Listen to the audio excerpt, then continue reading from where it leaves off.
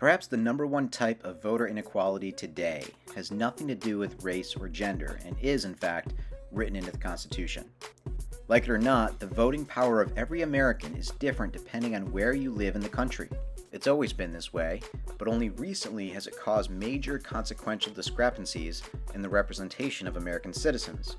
So much so that the minority is now able to regularly pass laws opposed by the majority. This is a phenomenon that is ripe for exploitation from power-hungry political actors and is something we are calling the Great Geographic Divide. Now, it's no mystery that this divide is caused by Article 1, Section 3 of the Constitution that says the Senate shall be composed of 2 senators from each state. This is why the 40 million people of California get 2 senators, or 2% representation in the Senate, and the 1.5 million in North Dakota and South Dakota combined get 4 senators, or 4% representation in the Senate. Because California has 24 times the population and overall half the representation, simple math tells us that the average resident of the sparsely populated North and South Dakota has 48 times the representation and therefore 48 times the voting power of the average California voter. Now, let's look at Wyoming, a state with gorgeous national parks, incredible scenery, and about as many people in the entire state as the city of Cleveland. Because Wyoming is our least populous state, the average voter in Wyoming has more representation and therefore more voting power than anyone in the country. And as people continue to flock to the coasts, leaving the Midwest even more sparsely populated, the representation discrepancies increase and voting power shifts from the American people to the American person. In fact, Wyoming is so small that even other small states have a fraction of the representation in the Senate as the average Wyoming resident. And for those American citizens living in the larger states, New York, Florida, Texas, California, they would have to vote 50, 60, 70 times and have each vote count somehow to match the voting power of the average Wyoming voter. While Article 1, Section 3 of the Constitution establishing the Senate has been around forever, this imbalance in voter representation is new and starting to have some real dangerous consequences for the American people. For example, the number one method for how people vote is still party ID. Am I a Democrat or am I a Republican? Well, currently the Senate is split 50-50. 50 Democrats and 50 Republicans, deciding on the laws that affect all Americans. But it's the Democratic senators that represent more of the American people. How many more people do the Democratic senators represent over the Republican senators?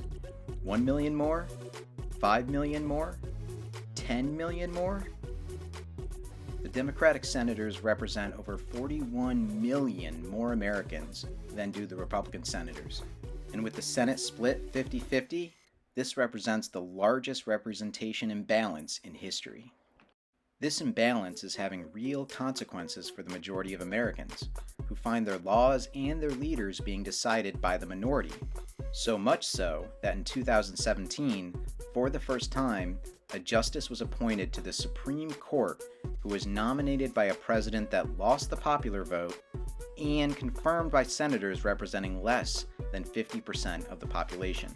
To be clear, a majority of Americans voted against the president that nominated this justice, and a majority of Americans voted against the senators that confirmed this justice. Still, Justice Neil Gorsuch was given a lifetime appointment to the United States Supreme Court. This is the first time this has ever happened. Then, it happened for a second time, and then a third time. Lifetime appointments to the highest court against the wishes of the American people. And it's not just Supreme Court justices. The Trump tax cuts were also passed with senators representing less than half the population. Multiple Obama-era regulations were overturned, including an internet privacy regulation that was passed with 50 GOP senators representing only 43% of American citizens, also known as the minority.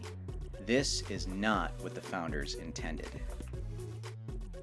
It is important to understand that this discrepancy in voter representation in government is at dangerous levels already. Senators that represent less citizens than a mid-sized American city are creating laws that hurt the middle class and help a small number of rich political donors. And this discrepancy is only getting worse. By 2040, experts believe that 70% of Americans are expected to be living in the 15 largest states and only being represented by 30% of the Senate. A small minority controlling the majority of American citizens is the end of American democracy.